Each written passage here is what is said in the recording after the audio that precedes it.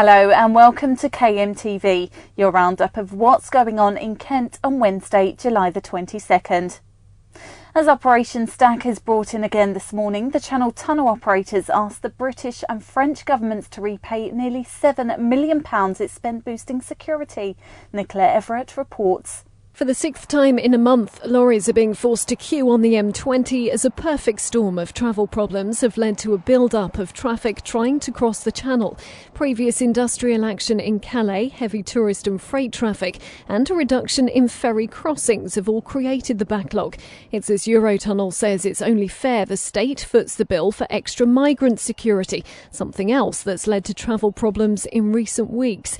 Yesterday, the Home Secretary Theresa May said the government are treating the problems caused by migrants seriously.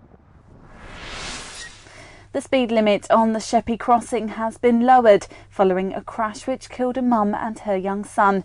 Deborah Roberts and 8-year-old Marshall died when the car they were in was involved in a collision on the bridge last July. A police report at a preliminary hearing into their deaths recommended the speed limit be reduced from 70 to 50 miles per hour. Highways England have confirmed today they're putting in place a temporary speed limit ahead of a full inquest into the deaths. They'll monitor the road to see if the changes would improve safety. In other news, a Kent woman's been detained under the Mental Health Act after admitting killing her 5-year-old son in a car fire.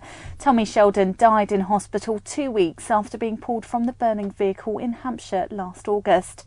A construction manager's avoided being sent to prison after one of his employees was buried alive in a trench in Swellcliffe. 40-year-old Wayne Cooper from Westgate in Thanet was convicted of health and safety failures. He's been given a 12-month suspended sentence and told to pay £100,000 in fines and costs. And firefighters have spent the night dealing with a fire involving a large pile of wood chips in Merryworth. They were called to the timber yard on Morling Road just after 7 last night and managed to stop the flames spreading to nearby machinery. And finally, thousands of people are expected to head to the War and Peace Revival in Kent over the next 5 days. Jem Collins was there for KMTV this morning. Filled with military tents and vehicles and hundreds of stalls, some of which you can see behind me, Folkestone Racecourse is pretty unrecognisable as the 33rd War and Peace kicked off this morning. There had been some fears, though, that this would be the last one after the organisers bowed out after 27 years to retire. But it seems as if a new deal has now been struck, and the punters here seem pretty pleased about it. We kind of thought, as it's so big and so many people are interested, that we couldn't really believe it wasn't going to continue.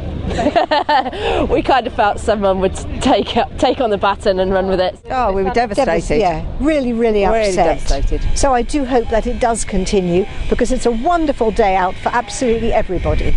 And if it does, we'll be back. This is Jem Collins in Folkestone for KMTV. There's more local news on KMFM and you can follow us on Twitter and Facebook, but that's it from KMTV.